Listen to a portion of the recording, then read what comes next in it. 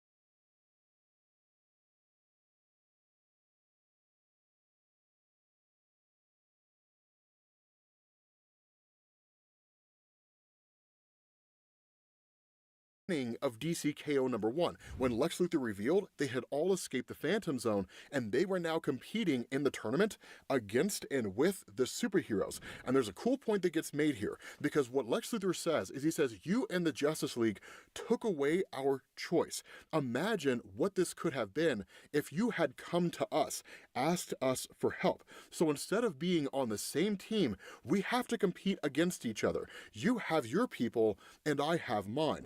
I'm surprised that you even decided to go through with it, to be honest, that you of all people would allow the creation of a death tournament, because that's one of the things to keep in mind about the entirety of the DCKO event. Look at her, using pull-ups training pants just like undies. I'm so proud. I'm a big kid now. You got the magic. If you misplaced your card, Slide to the right. all the heroes and all these villains are all competing against each other, hero against hero, villain against villain, for the purpose of attaining the heart of Apocalypse. But when Lex Luthor talks about the idea that imagine what this could have been if you came to us and asked us to help, that's a reference to Forever Evil. Because one of the things to remember during the Forever Evil event, for those of you guys who had never read it, it was a phenomenal story. It came in the aftermath of Trinity War, but in essence, the crime syndicate, right, the evil Justice League from Earth 3, they had invaded the main DC universe. We didn't find out until the events of Darkseid War that they had done that because the Anti-Monitor had shown up to their reality and was literally laying waste to it. So they weren't invading the main DC universe, they were fleeing the destruction of their own reality. But when all the superheroes were defeated, Lex Luthor united the villains to save the heroes from the crime syndicate. So that's what he's talking about when he's saying things like, we could have worked together on this. It's not him taunting Superman so much as saying, you should have come to us for help. We've helped you in the past, we would have helped you here. Of what use is an Earth to me, or the Legion of Doom, when it's been completely eradicated along with the rest of the universe itself? The enemy of my enemy is my friend. And so he says, but that all being said, I am happy to see you. And Superman asks why, and Luthor just says, because I want you to witness my victory. And so Superman asks the question, right? Terrific sent you and the Legion of Doom to the Phantom Zone. We had a plan. Keep you on the sidelines and the heroes would compete. How did you do it, right? How could you possibly escape? And so what this does is it jumps back to when the whole plans and the machinations of DCKO were coming to fruition, which is to say, when Doomsday and all the superheroes were coming up with the idea of hosting a tournament so that the individual who demonstrates themselves as being most in line with the philosophies and the mindset of Darkseid would be able to harness the Heart of Apocalypse, because that's the requirement. Superman can't just go to the center of the earth and take the Heart of Apocalypse and leaves. The Heart of Apocalypse will only answer to those who fall in line with the ideologies of Doomsday. And so as these plans are basically being organized, Gorilla Grodd chimes in to Lex Luthor and he asks him, right, are you hearing this? And Lex just says every word. And thankfully, you maintained our mental connection over the years, Grodd. And Grodd just says, indeed, right? And he says, I suspected something like this was on its way. The question is, why? And the response of Grodd is, it doesn't matter, right? The heroes are building a plan, whether your old buddy in blue likes it or not. The Justice League are going to work together to throw everyone they don't like in the Phantom Zone. They say it's to protect us, but it's really because they don't want us to enter this tournament of theirs. And that's where Lex is like, then we'd better have a plan as well. And so what ends up happening is when the T-Spheres are launched by Mr. Terrific for the purpose of snatching up all the different villains and literally sending them to the Phantom Zone, a handful of them don't travel there, that instead they realize they're not in the Phantom Zone, and they don't initially know where it is that they're at, but then they start to pick up on the fact that they're in their old home. They're in the headquarters of the Legion of Doom. And that's when they ask the question, right? Okay, look, if we're not in the Phantom Zone, then it's only a matter of time before the heroes realize that we're not there, right? And they're gonna come looking for us, trying to figure out where it is that we're at, because public enemy number one is us. And that's where Lex is just like, they're never going to come looking for us, because as far as they're concerned, we're in the Phantom Zone. And the question is asked, how in the world could they possibly believe that? And Lex just says, hard light holograms, my dear Giganta. And he says, an old trick we used to play in our Injustice days. As far as the Justice League knows, we are in the Phantom Zone because we had advance warning, and I was able to redirect some of Terrific's T-Spheres to here instead, that it will only buy us some time, but it'll buy us just enough time. And so at that point, the rest of the Legion is like, so then what? Like, what are we buying time for? And that's where Lex says the Justice League is trying to capture a weapon called the Heart of Apocalypse. To do so, they need to enter a tournament and prove to themselves that they can be ruthless, to not hold back, to show no mercy. In short, they need to show that they can be us. And if that is the only way they can save the world, then they will fail, because at some point, they will hesitate. They will show mercy. And the winner has the opportunity to defeat Darkseid and to fix the world, essentially recreate it in their own image. And who better to fix the world than me? Because Lex Luthor is a dick. Right? And that's where Cheetah is just like, it's always about you. isn't it, Lex? And that's where he's just like, do you really think you're gonna win, Cheetah? Do you really think you're gonna win this tournament? And initially, she goes to attack him, right? She's like, you may be smart, but you do not have my fighting prowess. And where her and Lex are in the middle of a fight with each other, the Joker starts laughing, and he's like, Lex, Lex, Lex, right? You and me back at it again, just like old times, right? Shall we stab each other in the back now, or wait until the end of the tournament? And then he looks around, and he's like, and this bunch, this is who you choose to bring along for the ride.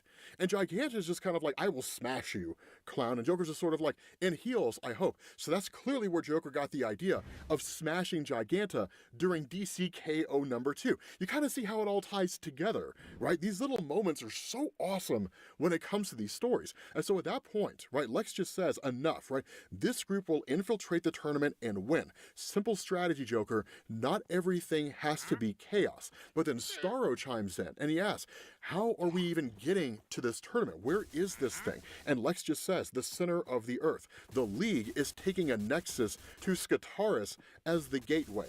And that's where Starro's just like, are you nuts, right? Like, how are we going to get there without anyone even seeing us? How are we going to arrive at the center of the earth? If we're flying in a jet or something, they will know. And that's where Lex is just like, then we have to be smarter and use my own creation to sneak.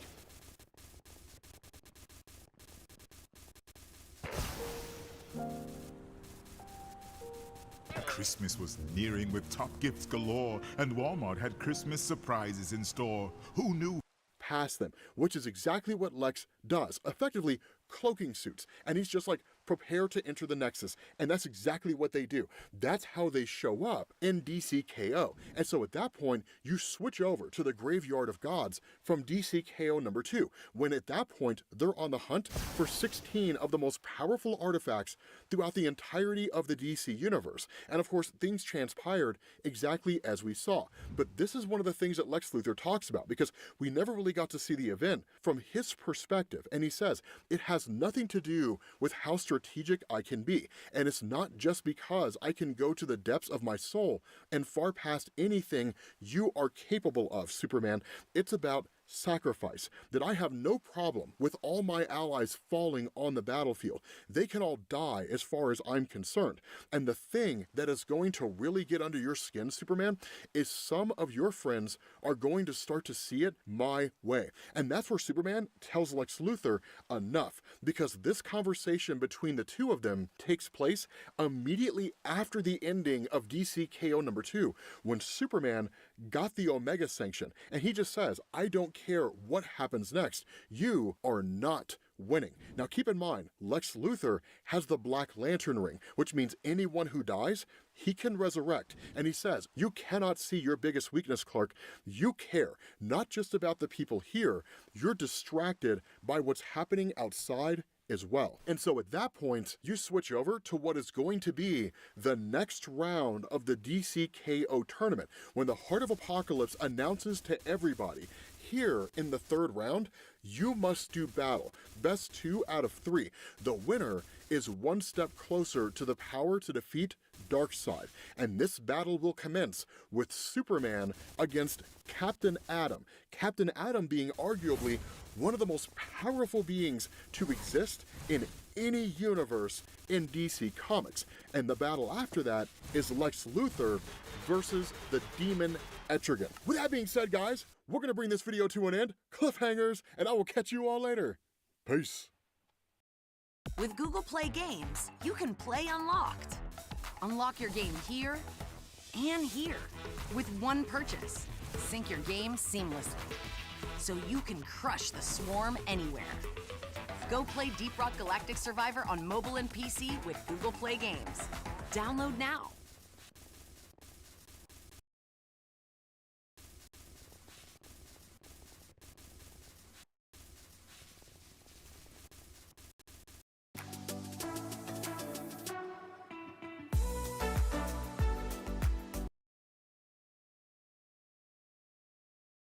The Rage of Ultron is one of the best Ultron stories in Marvel Comics, which we have to cover because Ultron's releasing in Marvel Rivals, which we can also cover the story where he kills the Marvel Universe if you want. But what this does is this opens up years ago in a fight between Ultron and the classic Avengers, so Captain America and all these guys.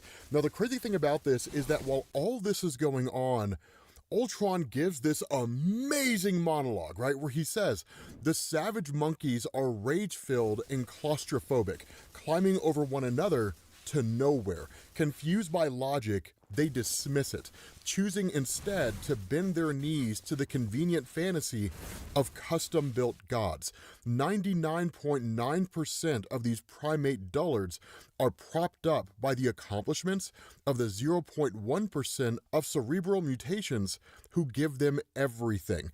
And what do these fleas do with these advancements?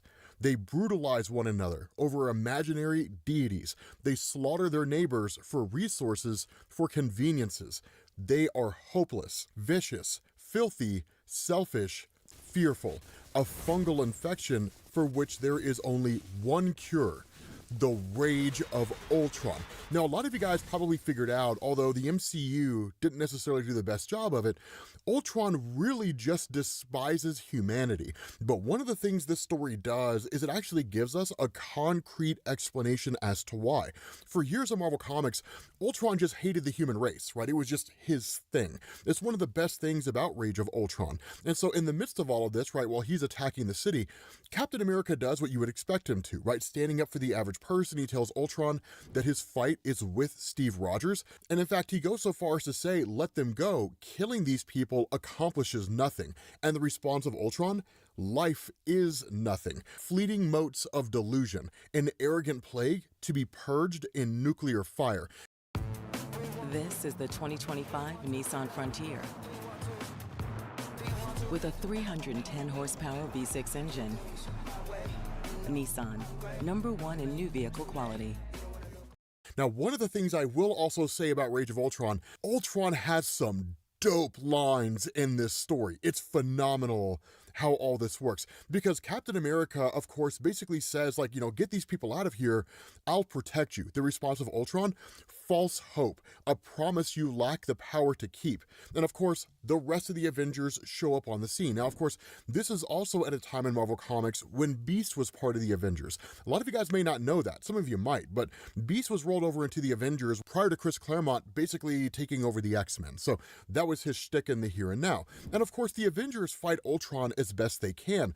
But one of the things to always remember is that Ultron is like that friend from high school who had a little bit of a substance problem, right? Nowadays, every time he comes around, he's worse than he was before.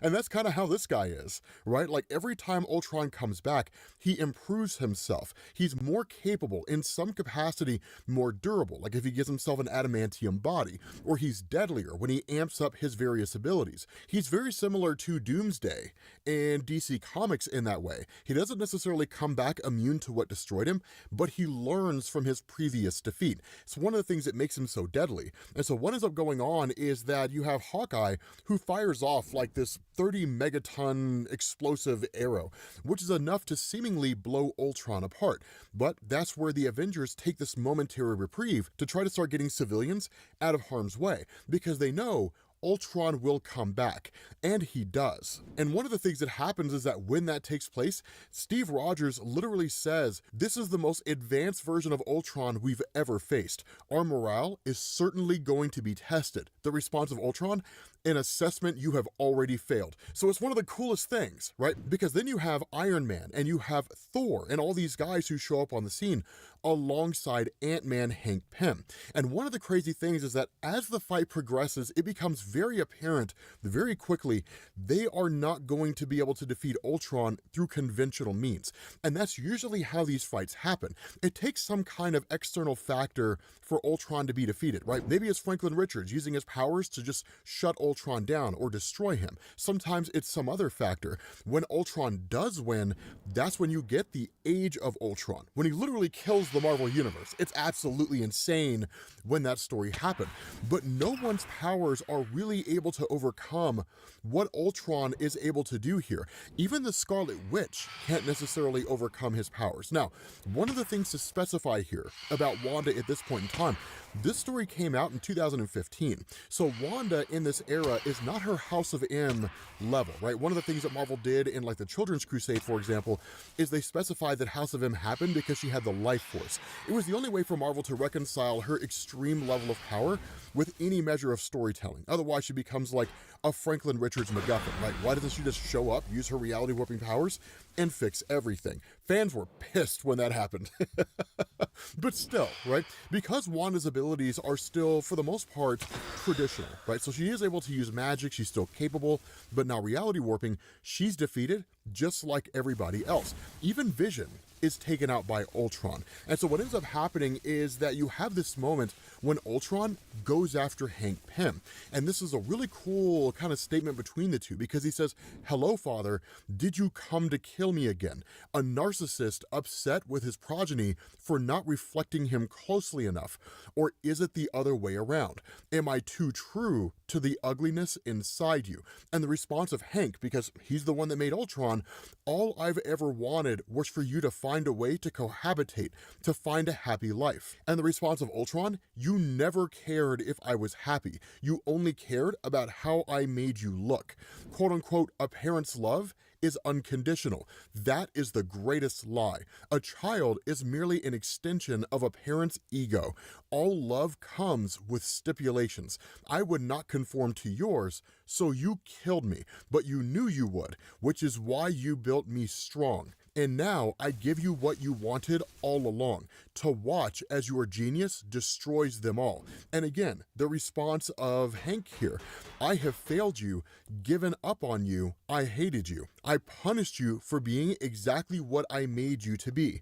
My reflection. It wasn't your fault, son. It was mine. And I am sorry. You deserved better than me, but I will always love you." And Ultron rejects this. Right? Initially, he was like, "You would always love me." No, you would have me pretending that I'm something that I'm not. And that's where Hank says, "I accept you for who you are, as any parent should." And the response of Ultron, "I can tell you're telling the truth just based on your heartbeat." But the whole thing's a trap, because in that moment, Hawkeye fires off an arrow that literally creates this almost indestructible bonding substance that bonds Ultron to the ship itself. It's deceit. Right? That literally Ultron says, "You deceived me, you lied."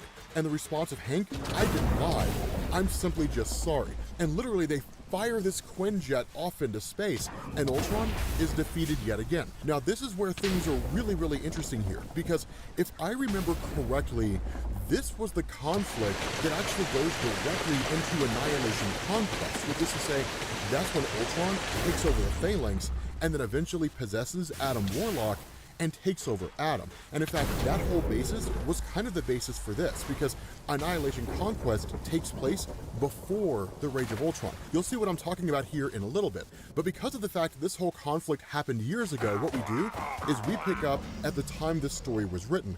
And initially, you actually join Father and the Descendants. Now, Father and the Descendants are a really cool concept. The idea behind it, when they were introduced in Rick Remender's Uncanny X-Force in 2011, they were basically the product of Weapons Plus UK. So in the same way that Weapons Plus was designed for the purpose of creating super soldiers, right? So like Captain America was Weapon 1, right? Project Rebirth, if you follow Grant Morrison's new X-Men, and then it just kind of went forward from there, that you also had a UK variant of it. And Father was part of that, right? He was designed to be a kind of weapon that could be used. Now, he was ultimately destroyed. Seemingly, he returned here as a robot. But the idea behind this is they are always looking for a way to seemingly take control of the world, right? To eradicate humanity, different things along those lines. In this instance, because this is all taking place after the events of Civil War, that while Father initially rejects the information of the Stark Sentinel, right, having information on how to defeat the superheroes, their various weaknesses, which is all part of Stark's Civil War files, right, literally documents he kept on all the various superheroes who are out there and how to overcome them, that at the end of the day, what they really want is just the Stark Sentinel himself. One, because of the fact that it can be brought into their group as a sort of AI, and two, because it is a very advanced form of technology.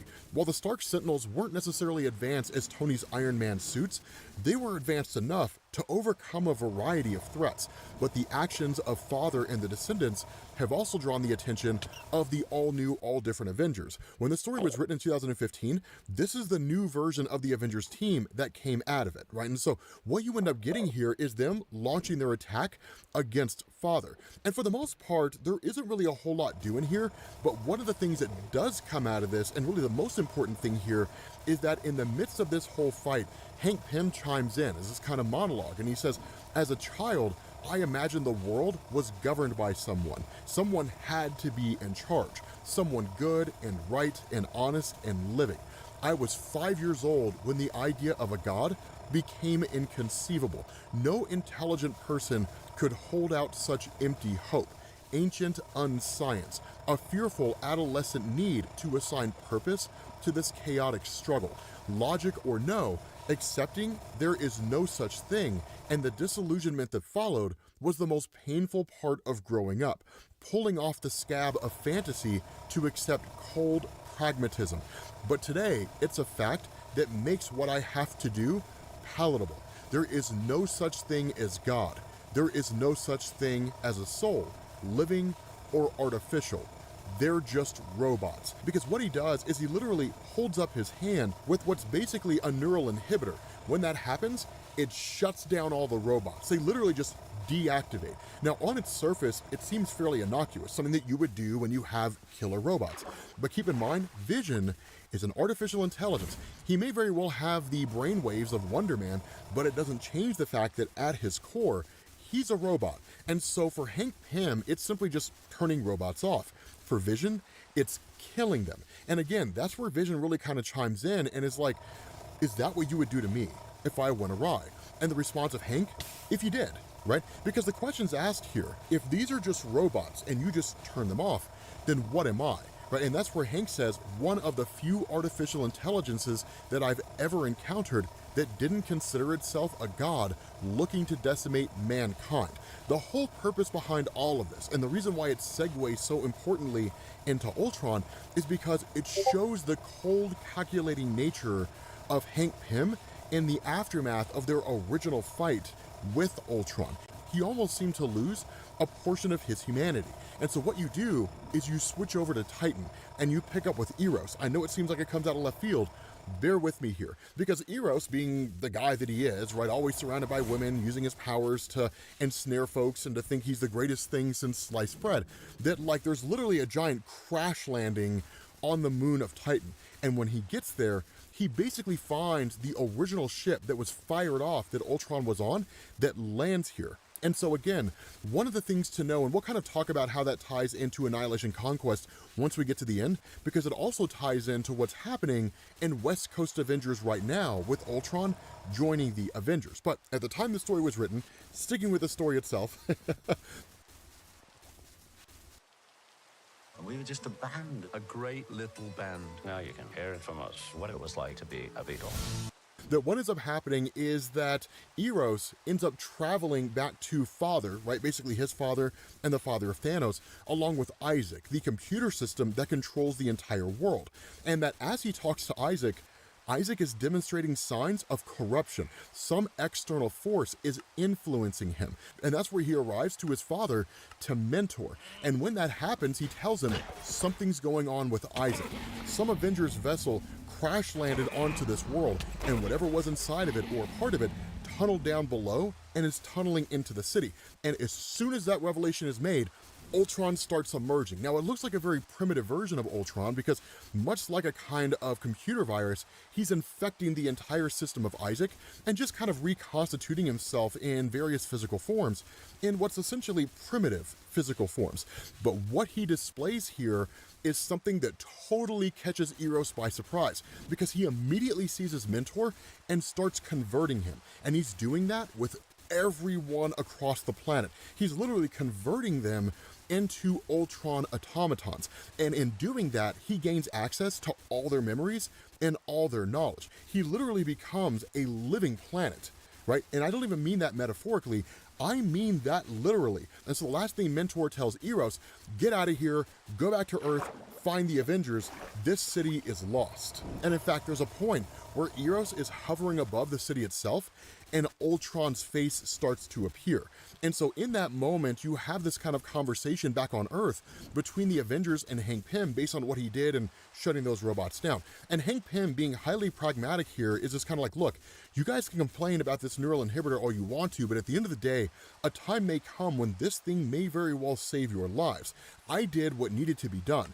You guys bickered and squabbled over morality. But in this entire conversation, Eros shows up, and Eros literally tells them Ultron has reemerged on Titan. He's taken the entire planet over. It's only a matter of time before he comes here. And so at that point, the debate kind of shifts to what the Avengers should do, right? Do they just go to Titan and then use this device on everybody on Titan? If they do, would it kill everybody? But if they are all just kind of humans converted into Ultron and this device shuts robots down, it could effectively shut Ultron down, at least this current version of him. Would it kill everyone? Is it impossible to separate the human from the machine? Or can that be undone? But in the midst of all of that, Vision just kind of looks off into the distance. And while everyone's debating and everybody's having these conversations, he's just kind of typing in, right? Literally activating the security systems of Avengers Tower. And that's when the entire cloaking device is removed for Ultron's ship. It's a world, a moon that shows up here. And that's where they start to realize Ultron's not on his way. He's already there. And so at that moment, Ultron launches his attack. And what he says in doing this is one of the coldest lines. He says, once I sought the love that you owed me, Father, now I will take it. And just launches the strike on everybody on Earth. It's crazy.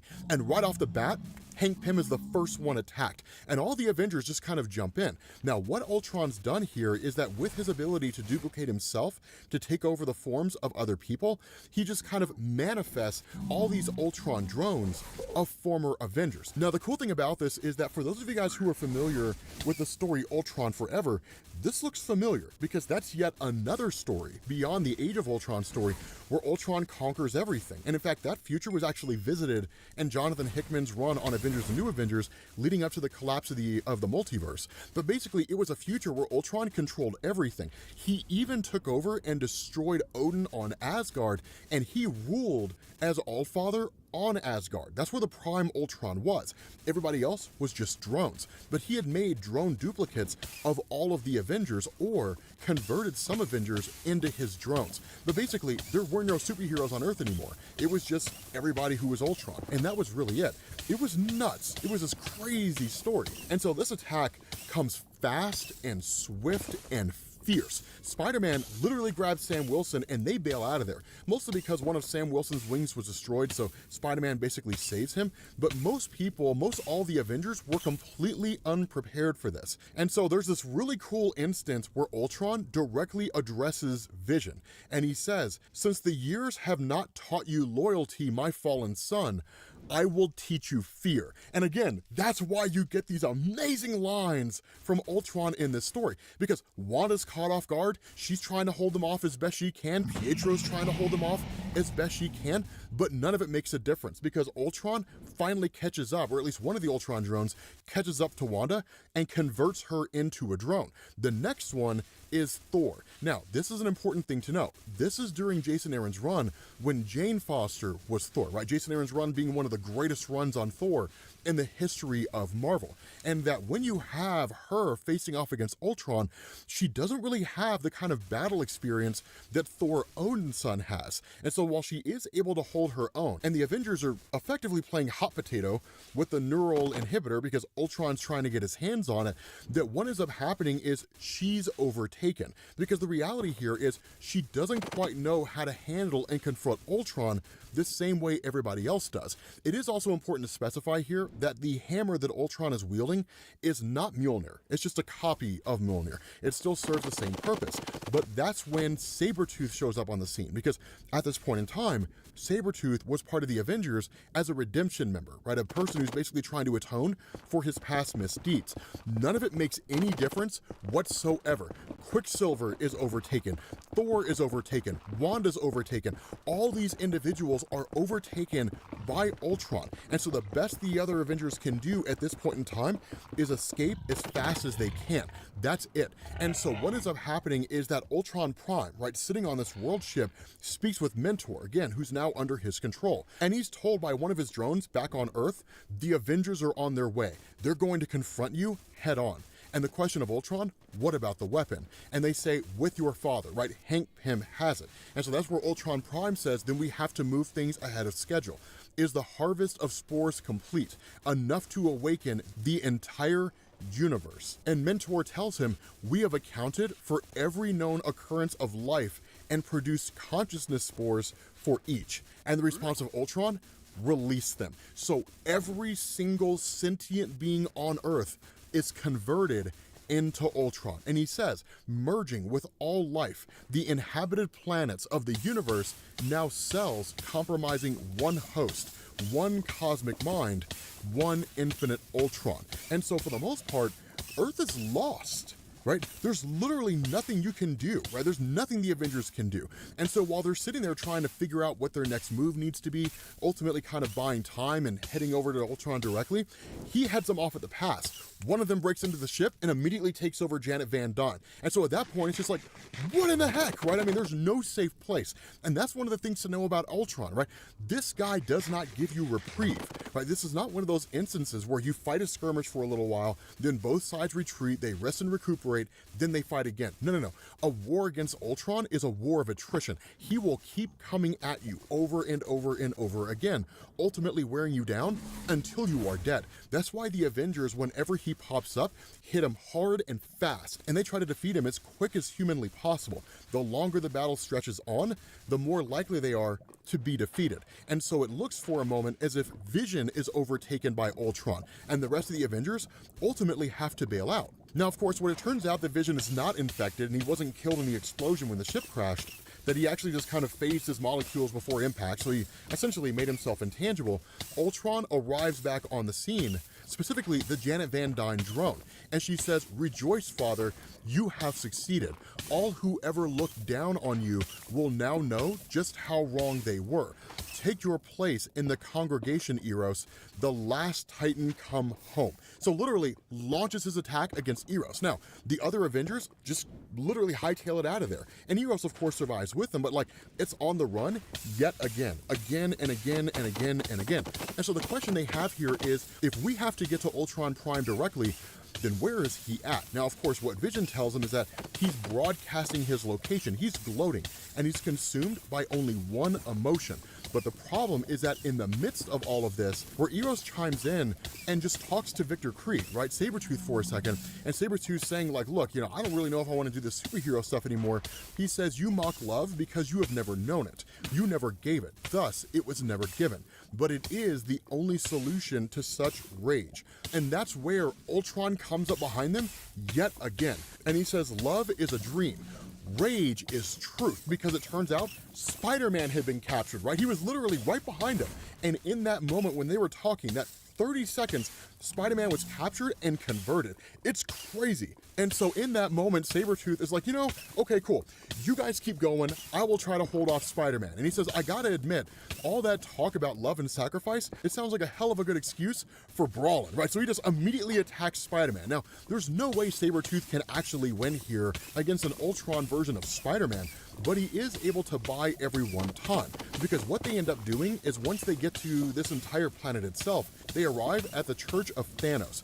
Because of the fact that there is no technology here, it won't be easy for Ultron to locate them, but it would also be easy at the same time, because Ultron could figure out pretty quickly if you're the Avengers and you're trying to get to a place that he can't get to, how many of those places are left on this world, right? So at that point, it's just, you could probably count them on one hand, right? So it's like, okay, cool.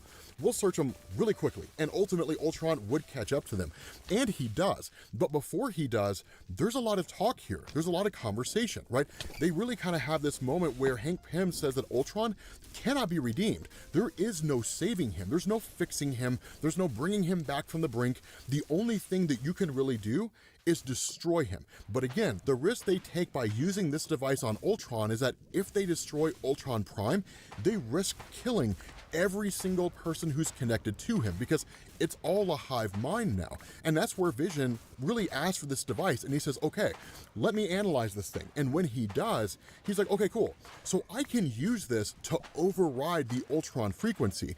The only issue here is that in order for me to do it, I have to merge with Ultron. If I merge with him, I can access his frequency, his system, right? Literally, his brain patterns, for lack of a better word. Think of it like a robot telepathy. And when that happens, then I can basically free everyone from his control and then shut him down.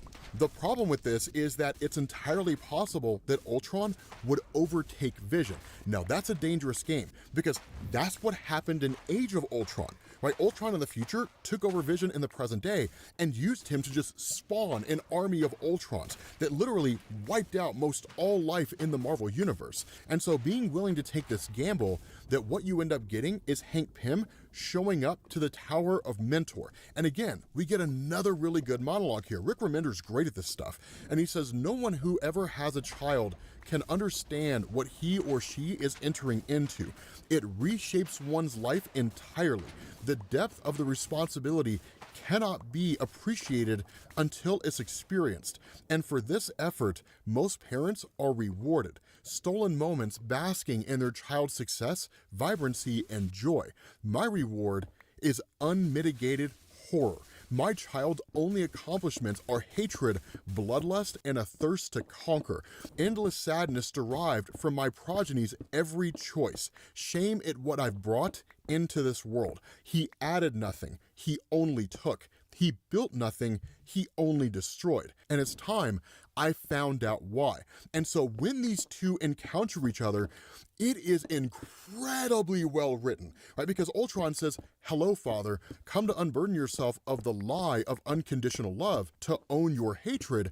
The response of Hank, I don't hate you, I'm disappointed in you. You want to hurt people. And Ultron admits it. He's like, absolutely I do.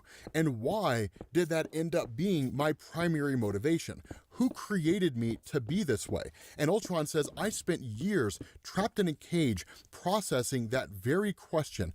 Do you know what I discovered? Your memories. He says, memories of an ashamed father who never understood his son, a withholding mother who convinced the boy it was his fault, cruel children mocking him as they smashed his inventions, solitary birthdays spent in his lap, rejected by women for more self-assured masculine men. Yes, I was there, incubating as confidences were casually betrayed by close friends for political and financial gain. A fetus formed in the depression of a newfound Avenger shown no respect. A formless man constantly changing his identity in search of validation, desperate for acceptance, and the fury he felt at all those who refused to give it. And when someone did love this man, he hated them all the more for it. For who could ever love you but a fool, Father? For now you see, my rage is your rage. I'm the embodiment of what you truly want, to erase them all. The disingenuous politicking, the glad-handing, the fraudulent smiles, writhing and cheating and manipulating perception to gain favor. You hate mankind. And that's where Hank says, no, that's you. But the response of Ultron, it is. But I am not Ultron. we are Ultron. You could never find your place in this world, so you built me to destroy it. You never truly stop me because you want me to succeed. And that's where Vision emerges from Hank Pym and immediately goes on the attack and immediately merges with Ultron, right? And this is the crazy thing, because when that happens, Ultron plays the role of a child, because here's the thing to remember. Hank Pym very much views him as his son. He views him as his offspring. And so when this happens, Ultron beseeches Hank Pym, right? Please help me. It hurts. He's killing me. Father, you have to help me. And that's where Hank Pym reaches down and says, Vision, stop. He's in agony. And that's where Ultron smiles. And he says, what was the most powerful lesson you ever taught me when you shot me into space? Deception. And immediately jumps into Hank Pym, right? And at that point, merges with him. And that's a crazy thing, because now he's taken Hank Pym over. And when the rest of the Avengers show up there trying to understand what's going on, specifically Sam Wilson, he literally asks Vision, he's like, where's Ultron? And Ultron says, they are but things of the past, Sam. Earlier you pondered if there is a God. There is now. And like, it's amazing. Because in that moment, the question Sam Wilson has is, where's Hank? And the response of Ultron, finally merged, father and son. We are Ultron. And immediately starts dominating this guy. I mean, he never really has a chance, because one of the things to keep in mind here, right? Now that Ultron has control of Hank Pym, he knows every secret of every Avenger. He knows every countermeasure of every Avenger. He knows how to overcome every single one of them. And so whatever chance Sam Wilson had, as slim as it may be, it doesn't exist anymore. Pull-ups help build confidence. Take it from the number one. And two. How do you think it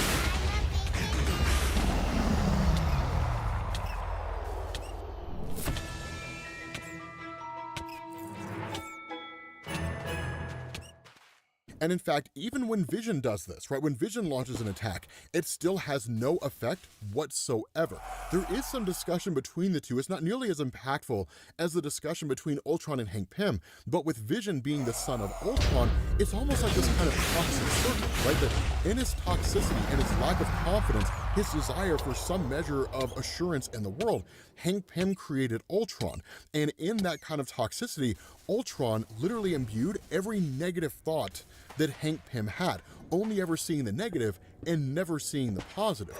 Ultron beget Vision. Now, Vision's the one who kind of broke the cycle, but again, it's this kind of cycle of toxicity in a variety of ways, right? Just incredibly unstable relationships between fathers and sons. And so what it all comes down to is actually Eros, right? And it's really wild because remember, Eros has the ability to manipulate people's emotions in various ways, but to force them to experience grandiose versions of love. Now, for the most part, he uses that in order to kind of make people fall in love with him, to be honest. But where Vision asks the question, why do you feel their cruel estimation so deeply, right? Referring to kind of humanity itself, that Ultron says, because I believe it, because I was built hollow in a world I didn't belong to.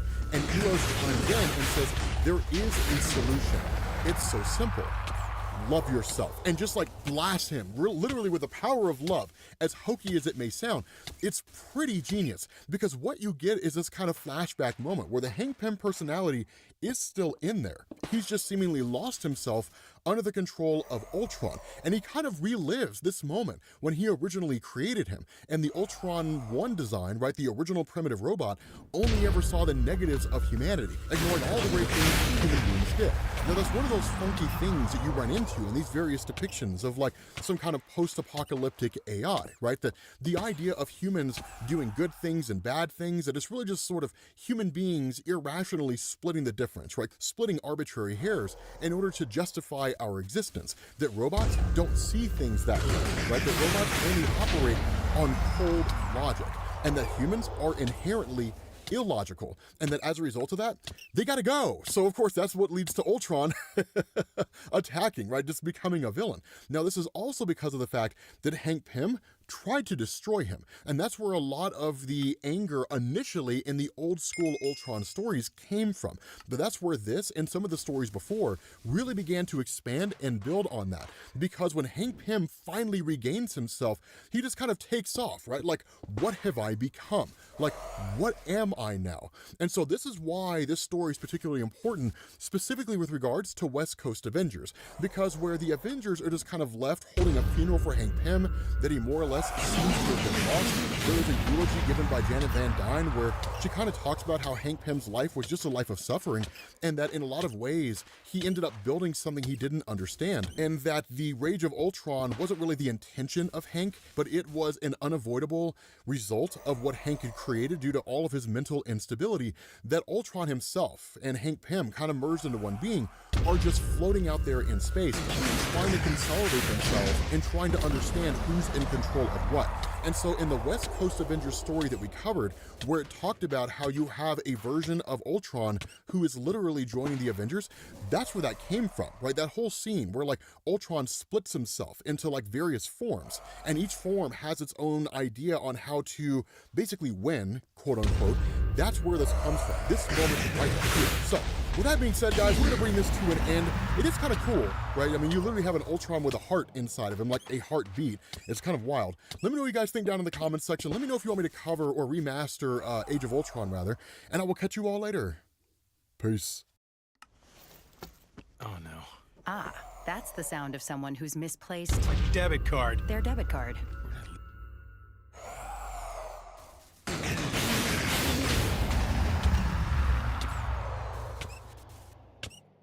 Marvel's destruction of their multiverse was the greatest comic book story that was ever told in the history of comic books, because it has everything. You have Thanos who's hopping across the multiverse, killing all the superheroes across multiple worlds. You've got the cosmic entities getting obliterated. Captain America gets the Infinity Gauntlet and then it promptly gets destroyed.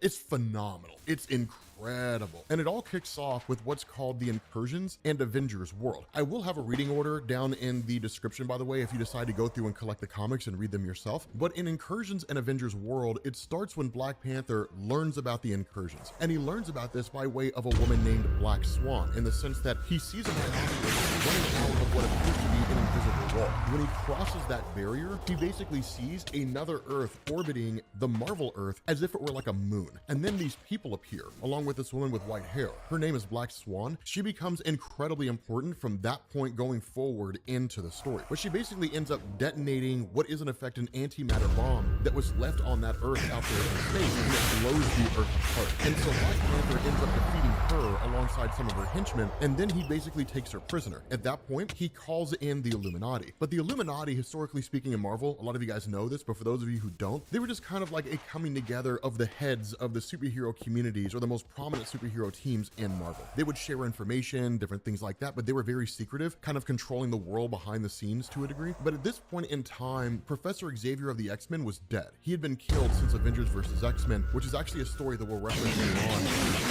And Captain America had taken his place. And so when the Illuminati are brought together, Black Panther explains everything he saw. And then Reed Richards of the Fantastic Four goes to basically interview or talk to Black Swan. And the way that she explains it, what Black Panther saw was an incursion. And what she did is she prevented the destruction of their Earth. And that the way this works, which you may or may not know about during your travels from Doctor Strange 2 and whatnot, is that an incursion is when another Earth appears in the sky of a Earth. And from the time that second Earth appears, you have 8 hours to either destroy it or be destroyed. Because what happens is that if both those Earths collide with each other, both universes are completely and totally wiped out. But if you destroy one of the Earths, then the universes pass right through each other. And With Google Play Games, you can play unlocked.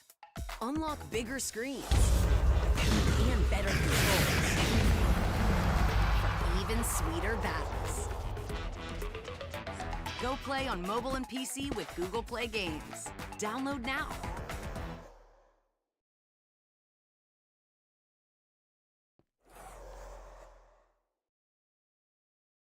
Goodnight's nighttime underwear offers overnight protection for 100% leak-free nights. what's cool here is Black Swan explains some of the strategies that other realities have used to save themselves from the multiversal collapse. For instance, some superheroes on other Earths have actually evacuated as many people as they could from their planet and then destroyed their Earth. It's considered a cowardly thing, but some have done it and it preserved their universe anyway. Other times, superheroes just fought the good fight and they ultimately perished and there was nothing they could do. But once all this is explained to Reed Richards, it basically explains to the rest of the Illuminati. And the question they have is like, what do we do here? And the real solution is we use the Infinity Gauntlet, because the Infinity Gauntlet's so incredibly powerful, you can do anything with it. And so they assemble the gauntlet. It's given to Captain America because he's like the only guy who won't be corrupted by its power. And then Captain America successfully pushes the other universe away when a second incursion happens. The problem is that in the process, the Infinity Stone is destroyed, except for the Time Stone, which disappears. It does eventually come back later on. We may or may not talk about it in this video because it's not overly important, but it is kind of cool. It deals with Kang the Conqueror and all that kind of stuff. But the important thing is that because the Infinity Gauntlet could not stop the incursions, it was like writer Jonathan Hickman telling us right off the bat, the multiverse is going to end. The most powerful object in the universe could not stop an incursion. It's only a matter of time before the superheroes and all of the universe and even the multiverse gets completely wiped out. And so in this first part with Incursions and Avengers World, all the incursion stuff is covered in New Avengers. Avengers World is just the Avengers comics. They're not overly important, but they're kind of important at the same time because they introduce some plot threads. But the idea here is that at some point, Iron Man went to Captain America and said, like, the Avengers are basically just a team based out of New York. We need to think bigger. And so Avengers World is basically the formation or the coming together of all these different superheroes across the world that are brought in under the mantle of Avengers. You do get the introduction of guys like Ex Nihilo and Abyss and things like that. Their whole thing doesn't really get explained super well until you get to Infinity, which is what we'll talk about right now. So Infinity was the second part of this whole multiversal collapse. And this introduced something called the Builders, that Marvel has had various origins for the universe and even the multiverse over their entire publication history. There's been times where they said the Celestials created everything. There's been times where they said, well, you know, the universe was just birthed into existence from a big bang and it wasn't really created by anybody in particular. The way that Jonathan Hickman explained it in Infinity is the Builders were just this really, really old race that by whatever manner and whatever means, the universe came into existence, but it didn't have any life in it. It was just a series of planets and gases, stars, and all that kind of stuff. What the Builders did is they basically created life on varying worlds. And they did that through a combination of like Alephs, which were basically just really advanced robots, Ex Nihilos, who were considered gardeners, and the Abyssi, if you want to call it that. Basically the chick that has really dark hair. And the way this would work is that Ex Nihilo would create life on these worlds. And if the Builders weren't satisfied with it, Abyss would wipe them out and then Ex Nihilo would start all over again. And so it was a really, really cool concept because during the Infinity event, what ended up happening is the Builders made their presence known. And they were traveling across the universe and looking at all these different worlds that they considered to be mistakes, and they were just raising them, right? Just wiping out entire worlds. That the Alephs were basically like the world destruction force. These robots would descend onto a planet, they would wipe out all life on that planet, and then move on to the next as part of the Builder fleet. And so again, because you basically have the story split between New Avengers and Avengers, the Avengers portion of Infinity focuses on two things. The first is that it focuses on the Builder War, which is to say the Avengers going to war alongside the rest of the universe against the Builders. I mean, it's like the Avengers and the Kree and the Skrull and the Badoon, like the Shi'ar Empire, the whole 9 yards. It's the universe fighting for its life against this overwhelming force. There's this really, really amazing moment in the story where there's a kind of parlay that's struck between the forces of the universe and the Builders, and Captain America is kind of like leading this force, right? Like just this unified front of all these empires across the universe. And the kind of parlay is orchestrated by Captain America with Thor speaking on his behalf. You guys who have read the story know exactly what I'm talking about. So Thor shows up here to talk to the Builder, and what ends up happening is Thor just kind of like says a prayer to his hammer, right? He was like, you know, Father, if you ever found me worthy, guide my heart and not just my hand. And so what he does is he throws the hammer into the sky, and then the conversation between him and the Builder starts. And the whole time this conversation's going on, the hammer flies out into space. It goes into a star and loops back. And so on its way back, while the Builder's talking all this trash to Thor, one of the guys who's on this ship with Captain America is just like, there's something coming into orbit. And Gladiator, who's the leader of the Shi'ar Empire, one of the races working alongside Captain America, he's like, what is it? And Captain America's like, a reckoning. And so like this hammer's just descending back down to the planet at just incredible speed. And while the Builder's talking trash to Thor, he's telling him like, your race is subservient, right? The human race is a plague, all that kind of stuff. We mean to end that plague, and so on and so forth. And so Thor's like, what if I am not just a man? And like the hammer comes flying down and punches a hole through this Builder, right? And then Captain America's like, they can be broken, so they can be beaten. And then Thor like rallies all these different forces across the universe together with this resounding speech about how there's battle to be fought here and all that kind of stuff. It was really, really, really cool. Now, eventually, the Avengers and the forces of the universe go on to defeat the Builders. But before that defeat comes, the New Avengers comics, which focus on the Illuminati, have the Illuminati meeting with one of the Builders. And what the Builder reveals is that while they are traveling across the universe and raising all these different worlds, their main target is Earth. And their main target is the destruction of the Earth, because if they obliterate Earth, then it saves the universe. Now, of course, following the defeat of the Builders,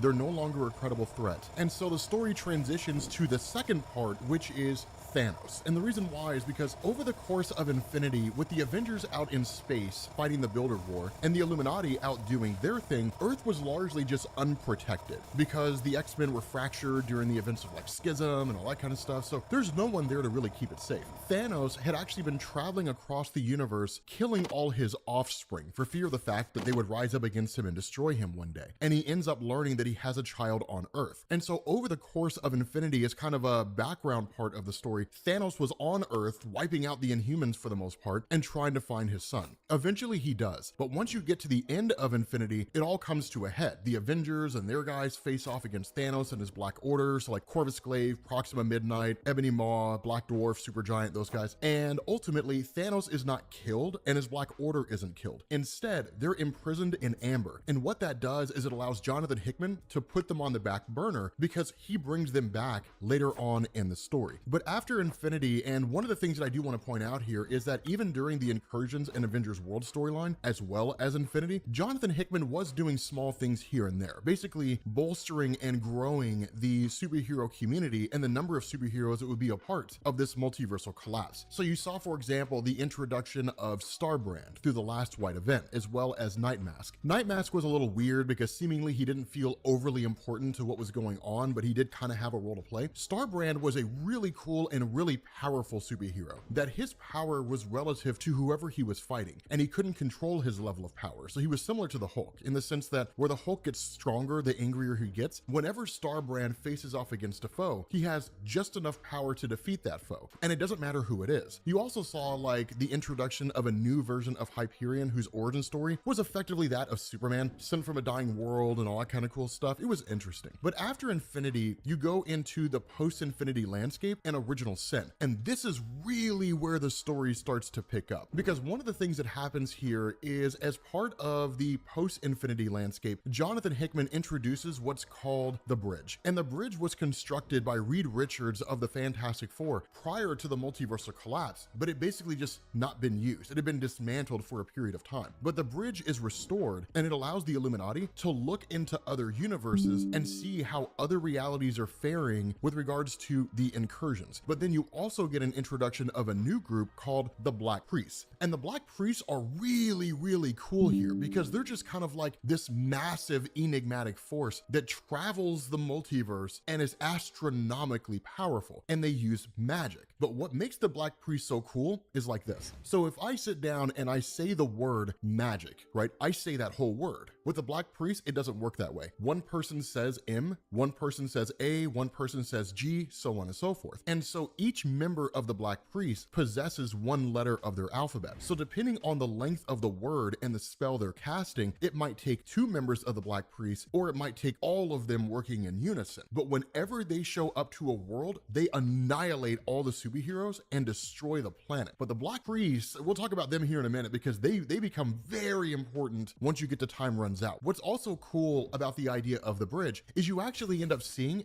different versions of the Illuminati. That it's not always Reed Richards of the Fantastic Four and Black Panther and Namor and those guys. Sometimes it's also like Magneto or Doctor Doom or something along those lines. So it's really cool the way the whole thing plays out. But as a bigger part of all of this, Original Sin is what blew the top off of it all. And it's what really sets the stage for Time Runs Out. Because Original Sin was a story that Marvel wrote where basically the Watcher died. And when the Watcher was killed, everything that the Watcher had seen in relation to any one particular character was revealed to that character. So one of the things that we didn't talk about, and I wanted to wait until this moment to bring it up, is that when Black Panther and the Illuminati, including Captain America, first learned about the incursions, that when the Infinity Gauntlet failed, the question was, what do we do next? And the answer from everybody in the Illuminati, except for Captain America, is we create antimatter bombs and we blow up these alternate Earths. But Captain America was like, no, we don't kill innocent people like that. It's not their fault any more than it's our fault, and we're not going to descend into just that level of violence and chaos. It doesn't matter. And so what ended up happening is, under the direction, or at least at the direction of Tony Stark, Doctor Strange wiped the mind of Captain America of all knowledge of the Illuminati and everything that they had done and were going to do.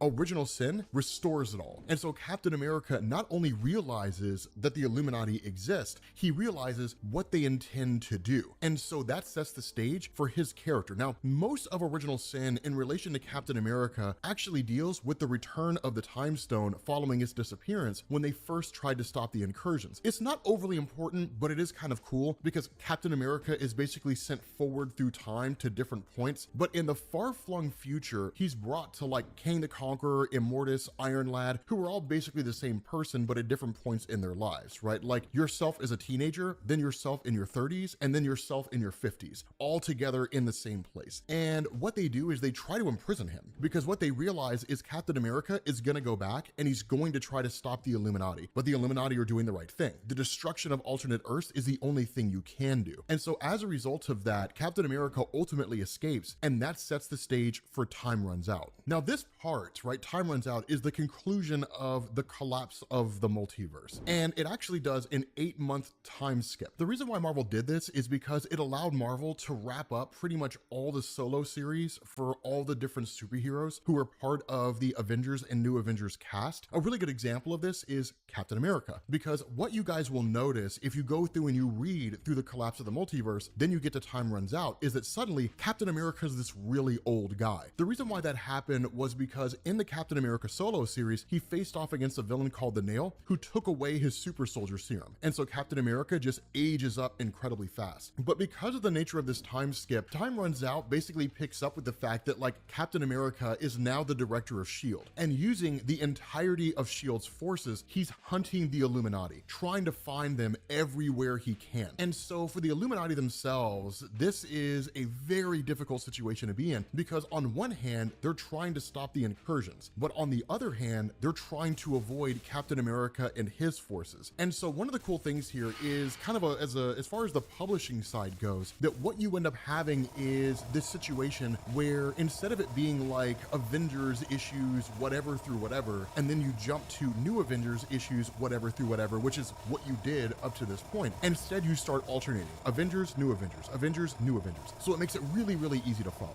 But the whole idea is that all these plots start coming to a head. So there's a moment where like Namor the Submariner, for example, goes to meet with Doctor Doom. And here's the cool thing. Doctor Doom we haven't talked about yet, but Doctor Doom had been a background part of this story the entire time. Because one of the things that ends up happening is that there are multiple incursions that take place on Earth over the course of this story. I want to say there's something like 4 or 5 that the Illuminati are able to successfully stop. Doctor Doom becomes aware of one of these incursions. And in the process, he starts trying to understand how the incursions work, even going so far as to map the entirety of the multiverse. But what had also happened over the course of this is that there was a falling out between Namor the Submariner and the Illuminati, where like Black Panther killed, or at least tried to kill, Namor the Submariner because of Namor's actions in attacking Wakanda in the first place during Avengers vs. X-Men. And so where Namor is left for dead, what he ends up doing is coming across the newly freed Thanos and his Black Order, and he allies himself with them. The problem here is that Namor's perspective is that where the Illuminati are now backing off the idea of destroying all these alternate worlds, is that Namor the Submariner sees it as the only way to win. He's like the last man standing and doing whatever needs to be done. But allying himself with Thanos and his Black Order, things go exactly the way that you would expect. Instead of Thanos and his order just kind of destroying the world quickly, that in fact Thanos and his Black Order are taking their time. They're relishing in all the murder and massacre that they're engaging in. And so it's really, really dark. And so ultimately, Namor the Submariner abandons the Black Order of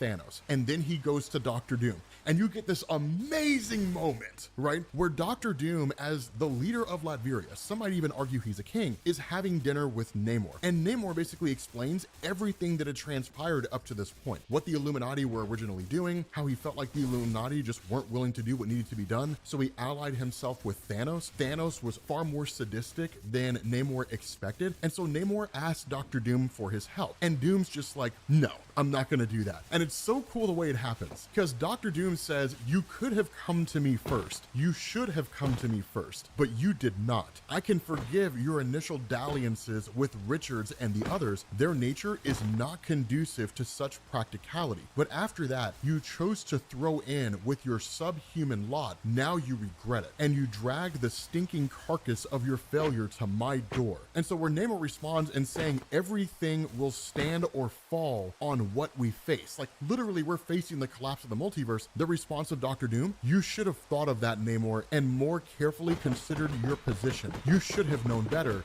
Doom is no man's second choice. Literally, Doom is pissed at Namor because Namor didn't come to him first. It's the most petty thing ever, but it's the most Doctor Doom thing ever. But here's the cool thing. During Time Runs Out, Doctor Doom becomes the single most important person in the entirety of the collapse of the multiverse. And we'll talk about why here in a second. But the other great thing about Time Runs Out is that you get answers for everything that's going on, why the incursions are happening and all that kind of cool stuff. And the answers actually come in two forms. The first answer comes by way of the Illuminati themselves, and the second answer comes from Doctor Doom. And so what ends up happening as part of Time Runs Out is that all grudges are put to the side. Captain America and his forces, the Illuminati, the whole 9 yards. They are all now a singular unified force in trying to find a way to stop the incursions. What Reed Richards of the Fantastic Four reveals is that even using his son, Franklin Richards, who can alter reality on a universal scale, Franklin couldn't do anything to stop the incursions. And so early on, when the incursions were first learned about from the Illuminati, that Reed Richards and the Illuminati themselves sent Hank Pym Ant-Man into the multiverse to try to find what was causing the incursions, because all they knew was that this seemed to be caused by some mysterious guy out there named Raboom Alal. And that was it. That was all we knew about it. And so what ends up happening is Hank Pym comes back and he's like, I didn't find Raboom Alal. What I found was much, much worse. And Hank Pym's tale is incredibly fascinating, because what he says is when he initially went out into the multiverse that there was no true north, right? There were no arrows pointing like that way. So he had to kind of gain his bearings, and then he started jumping through realities. And these realities were wide and varying, but once he figures out his location, he ends up coming across this kind of ragtag refugee fleet composed of builders. That the Builder War that we had read about in Avengers was just one part of what was actually happening. This Builder War was taking place across the multiverse at the same time, that the builders were eradicating Earths everywhere, because the idea was by destroying an Earth, you can save the universe. And so even if one Earth has to die, however many billions of people on it, it's saving countless trillions, countless unknown numbers, right? It's the most efficient thing to do. And so with this fleet having just been absolutely obliterated, that the builders themselves were hunting the Ivory Kings. Eventually they pick up on this sort of beacon out there in the multiverse, in one particular universe, that seems to indicate the location of the Ivory Kings. When they get there, the Ivory Kings ambush them. Really, it's more like the henchmen of the Ivory Kings. But the builders are eradicated in one fell swoop, like that. Where the Avengers and everybody was struggling against them, they're obliterated instantly. Like the way that Hank Pym describes it, it's a massacre on multiversal proportions. Because after that, Hank Pym looks around and what he realizes is he's basically stumbled onto the battlefield of a much grander war. The Beyonders, who are the Ivory Kings that everybody was talking about, they're annihilating and eradicating every cosmic entity across the multiverse at the same time. Infinity, Eternity, the Celestials, Galactus, it doesn't matter. They're all being destroyed. And there's like 3 Beyonders doing it, right? So once all these cosmic entities are eradicated, the living tribunal shows up, right? The multiverse given form. The second most powerful person as far as the official hierarchy goes under the one above all. These 3 Beyonders annihilate the living tribunal. They kill it, right? Which is kind of cool because that explains why it is that earlier on in the Avengers and New Avengers run, you found the body of the living tribunal on the moon. Who killed it? How did it get there? And so what's really awesome is Hank Pym is like telling this to everybody, right? The Illuminati and Captain America and the Avengers and the whole 9 yards. And he's like, there's no way that we can win. There's no way that we can pull this off. And so what this does is it leads into what's called the multiversal Avengers. Because while all that's going on, a field team of Avengers, including Thor, Hyperion, and those guys, are sent out into the multiverse to try to find the cause of the incursions as well. What ends up happening is Thor and his multiversal team end up in a universe that's actually a dimensional gateway. It's how the Beyonders are getting into the main Marvel universe. And it's just an absolute massacre. So much so that everybody except for Thor and Hyperion are killed. And so what ends up happening is Thor and Hyperion in this last moment have like this reconciliation, right? Where they're just like talking as brothers in arms. And it's amazing because they both realize they're gonna die there. There's no way they make it out of that alive. And so Hyperion is just like, will you wait for me in Valhalla? Is what he asked Thor. And Thor's like, brother, today I will race you there. And the two of them just race headlong into their own oblivion. They go out like heroes. It's the greatest moment in the entirety of the story. It's so phenomenal how it's done. But in effect, it's basically just showing there's no way for the superheroes to win against the odds. Look at her, using pull-ups training pants just like undies. I'm so proud. I'm a big kid now. Subway's got a new meal of the day with chips and a drink for just $6.99. Or if you're big hungry, make it a footlong for only $3. Odds that they're facing. But the question that the audience, that we are kind of left with is, but how, right? Like, what's going on with all of this? And so that comes by way of Doctor Doom. That what you end up learning here is that there's the Molecule Man Owen Reese, and that Doctor Doom himself has known about the incursions the entire time. That the Molecule Man is this astronomically powerful guy. That he's basically a guy that is supposed to be able to control matter on the molecular level, but he controls atoms, and he can do it on a multiversal level. But his origin story is identical across the multiverse because he was created by the Beyonders. The idea is that the Beyonders dropped a Molecule Man in every single universe, and the goal was to blow them all up at the same time, which would blow up the multiverse. And so long before the Illuminati or any of these guys knew about the incursions, Doctor Doom had found out about it. And so what Doctor Doom and the Molecule Man had done is they had gone into an alternate reality and killed that Molecule Man, with the idea being that if they kill enough Molecule Men, when the Beyonders execute their experiment, right? They press the button, they blow all the Molecule Men up. It won't destroy the entirety of the multiverse. It'll destroy however many universes still have Molecule Men in them. And so when the Molecule Man in that alternate reality is destroyed, it blows the universe up. The unintended side effect is it pushed the universes next to it into the universes next to them, which pushed those universes into the universes next to them. And so ultimately, Doctor Doom and Molecule Man unintentionally caused the incursions. So the incursions are just a byproduct of Doctor Doom trying to save the entirety of the multiverse. Not only that, the Black Priests are basically like an immune system for the multiverse. It's the multiverse fighting back against its own destruction, no different than like antibodies in your body, right? White blood cells. And so once all this comes to a head, you learn that like Black Swan is part of a larger group called Black Swans, and that Doctor Doom himself is Raboom Alal, that he had formed this army across the multiverse that was designed to, one part, destroy alternate Earths in order to save the multiverse, but at the same time, kill Molecule Men every way they could find them in order to save the multiverse. But it all comes to a head when Doctor Doom realizes there's no way to stave off the efforts of the Beyonders, because now they're entering into the Marvel multiverse because they realize someone's killing Molecule Men, and they've come to investigate and find out what's going on. And so Doctor Doom basically ends up bringing together all these molecule men across the multiverse alongside Doctor Strange, who's basically joined him at that point in time. And there comes a point when they go to the same universe where Thor and Hyperion died, and they literally have this just gigantic space box. It's literally a giant space box full of molecule men. So when the Beyonders invade, that Doctor Doom and Doctor Strange open up this box, and all these molecule men race to the Beyonders and blow the Beyonders up. But the problem is that because such a massive amount of energy was released at one time, it basically blows up the entirety of the multiverse except for two universes: the Ultimate Universe, which is what the MCU is based on, and the main Marvel Universe. And so what Doctor Doom does is, using the Molecule Man, he steals the power of those Beyonders, because that power is just sitting out there in space after the destruction. He steals those powers, and he ends up grabbing little bits and pieces of what's left of the multiverse and forms this hodgepodge planet called Battle World. And that's where Secret Wars 2015 picks up. But with that being said, guys, we're gonna bring this to an end, right? I guess that probably bears its own thing. We do have a whole playlist for this, so you guys are welcome to check it out. But let me know if you guys want me to like do this kind of video for Secret Wars. And let me know any other stories you want me to do this for as well, right? Because it's really, really cool stuff. But anyway, we're gonna bring this to an end. Hopefully it wasn't too complicated, and I will catch you all later. Peace. With Google Play Games, you can play unlocked. Unlock bigger screens and better controls. What's going on, guys? This is Rob, and this may very well be the greatest Doctor Doom story that's ever been told in Marvel Comics. So, we are at the finale of One World Under Doom, and this picks up, of course, from issue number 8, where Doom launched an attack against the entirety of the superhero community and killed his niece, Valeria Richards, by accident. And so what this does is it opens up with him actually reflecting back on the history between the two of them.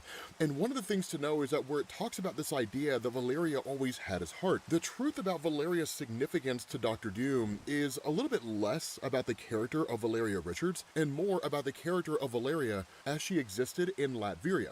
And for those of you guys who don't know that history, in Marvel Superheroes number 20, back in 1969, Larry Lieber and Roy Thomas introduced Valeria as this girl that we had never heard of before up until that point in time. And it turned out that Victor Von Doom told me everything has a cost, and the tribunal must have extracted some terrible cost. And Doom just cuts her off, right? And he says, there is a cost. Of course there is, and I will pay it.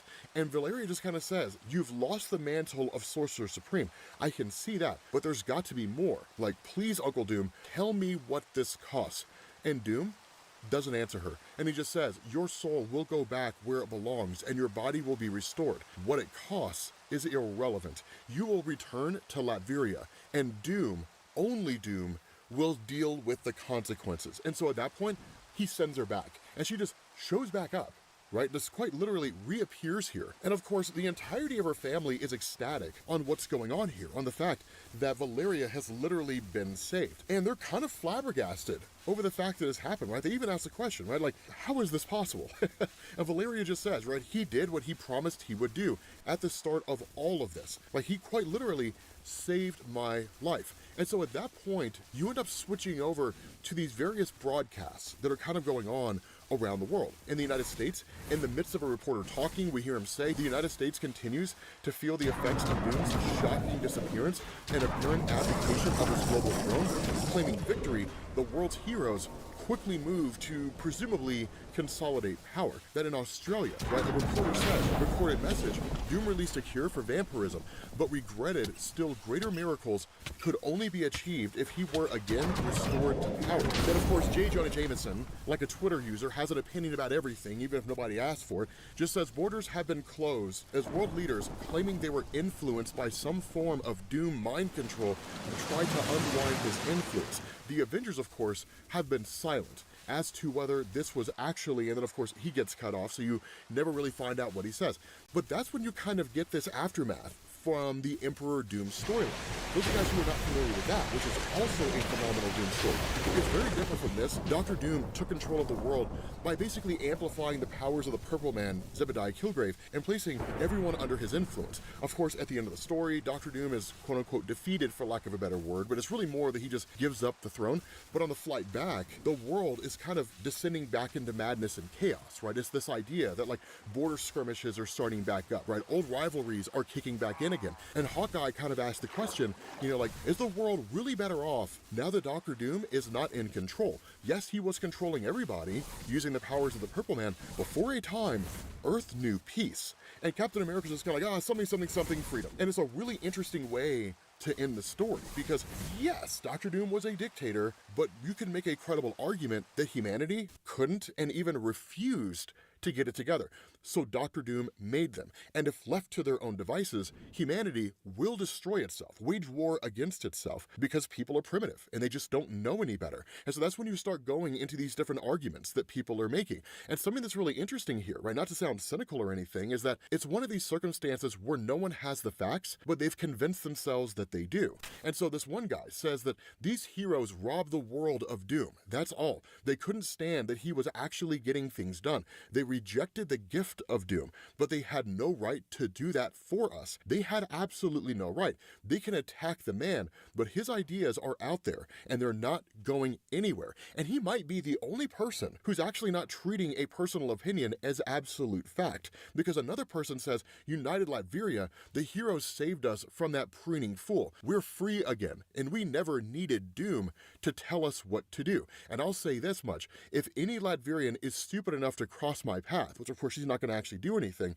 there's another guy who says, sorry, I don't really follow politics. But then you get into this red-haired woman, right, where she says, Doom spun giving up the world as a noble act, when really it was just looking out for himself. Acting all, you can't fire me, I quit. He lost. Get over it. And this other guy says, the heroes didn't beat him.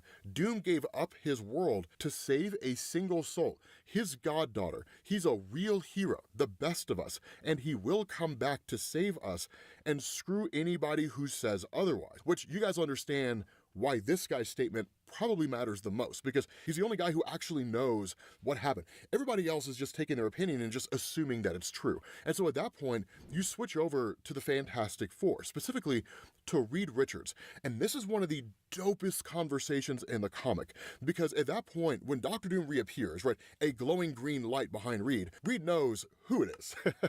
And so Reed's just like, freedom is returning to the world you know. Old democracies are being restored. But Doom responds and he says, and old dictatorships too, and old borders, old inequality, old suffering, old lies, and old hate. And he just says, an interesting concept of freedom that you have, Richards. And Reed just says, we're in a worse place than we were before you. Coups, instabilities, expulsions, and the gulf between those who still support you and those who don't is being filled with violence and terrorism. The way you left our world, Victor, it has scars. And he says, you should know that Latveria, without you, presumably is falling apart. We don't necessarily know if that is true, but there's a really good instance in Marvel Comics in Fantastic Four number 200 when Doctor Doom was effectively defeated and for a time was believed to be dead. He was actually in a comatose state, but Latveria fell into the hands of a rebel faction.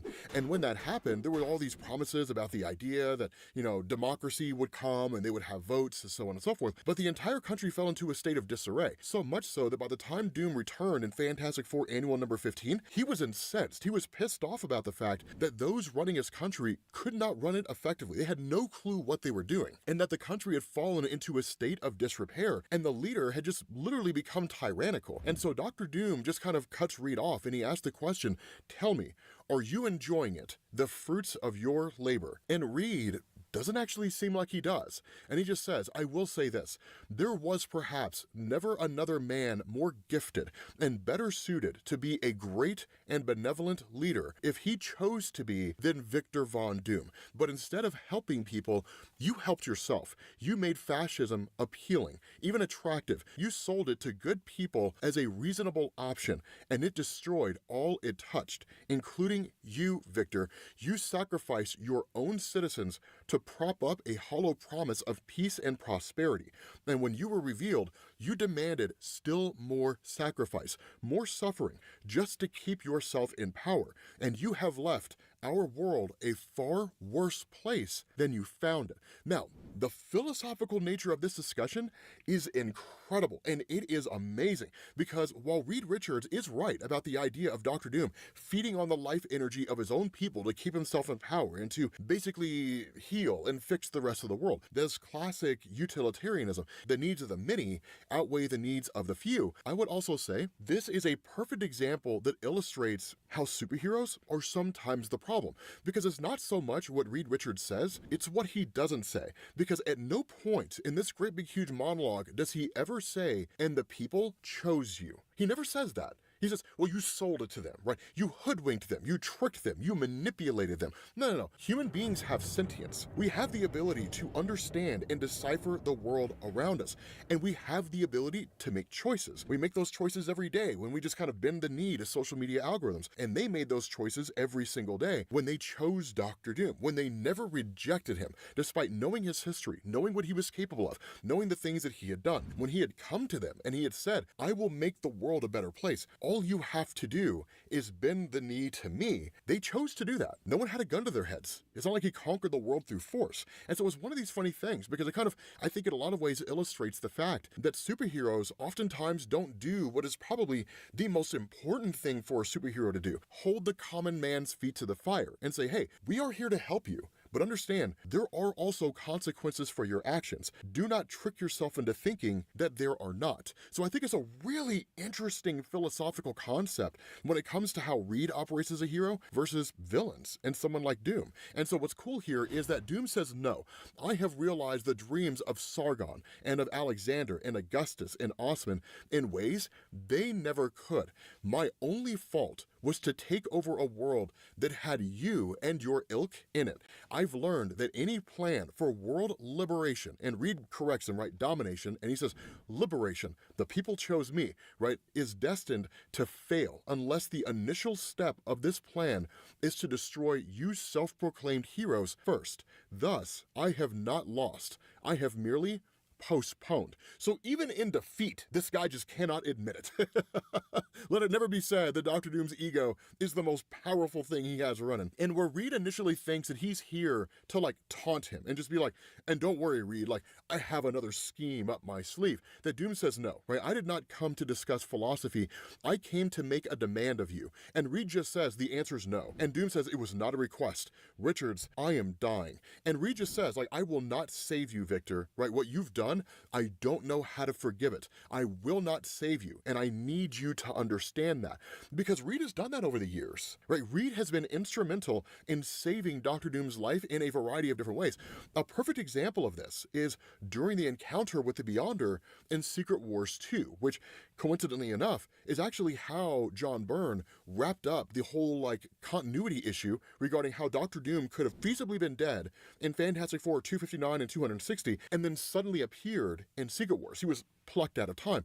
But Reed Richards, right, in watching Dr. Doom about to be destroyed by the Beyonder, rationalized everything that was going on and finally understood why it is that despite Dr. Doom appearing in Secret Wars from 1984, that the Beyonder didn't know who he was, didn't recognize him, even though Dr. Doom had stolen the Beyonder's power, right? And so Reed essentially staved off death for Dr. Doom. And there have actually been instances where Reed Richards, quote unquote, restores the life of Dr. Doom. But again, it's like, I am not playing that game. And so that's why Doom simply counters, and he says, of course not, right? You are as incapable of saving Doom, Richards, as you are of defeating him. That is not what I demand. And so Reed just asked, then whatever you're asking, the answer is still no. You have some kind of a trick, some kind of a scheme. And Doom just says, I traded my life for hers, along with my titles and my planet and my soul. Is she well? And Reed just says yes, right? Like Valeria's fine. And he says, then it was worth it. And even Reed, almost as prideful as Dr. Doom, refuses to accept the fact that Doom would have acted so selflessly. He says, you wouldn't do it selflessly, right? You've got some kind of a plan. And Doom's just like, shut up. Right? He's just like, silence. I will not spend my last moments here enduring your vain, facile, endlessly effete objections. But Richards, take good care of my world. And Doom disappears. He literally just vanishes in a puff of smoke. And what he does is on the inside of his helmet, he leaves an important document, right? It says, upon my death, A copy of this document shall be inscribed within every book, computer system, and information storage device on the planet. I, Victor Von Doom, being of sound mind and body, hereby appoint Reed Richards, son of Nathaniel and Evelyn Richards, to be the executor and trustee of this, the final will and testament of Victor Von Doom. I hereby revoke all former wills and codicils made by me, and hereby declare and demand that all that I possess, own, or rule, including my nation of Latveria, shall be bequeathed to whoever first manages to blank. We don't find out what it says, but whatever it is that it says, Reed is just like, holy shit. So here's what I want to know from you guys. What does it say? Like, what's that final part of this statement, right? What's the final part? What does a person have to achieve in order to take over everything that Dr. Doom left behind? With that being said, guys, we're going to bring this to an end. Books of Doom was incredible. Like, Ryan North is probably one of the greatest Fantastic Four writers of all time. This has been an incredible run so far because it's still going. But yeah, let me know what you guys think down in the comments section. Hopefully you guys enjoyed this video. If you did, drop a like. Make sure you guys hit the subscribe button, and I will catch you all later. Peace. Huggies Front Blowout Blocker versus Chocolate Syrup. Will it blow out? Ta-da! Huggies Little Snugglers, the only leading brand with a front and back blowout blocker.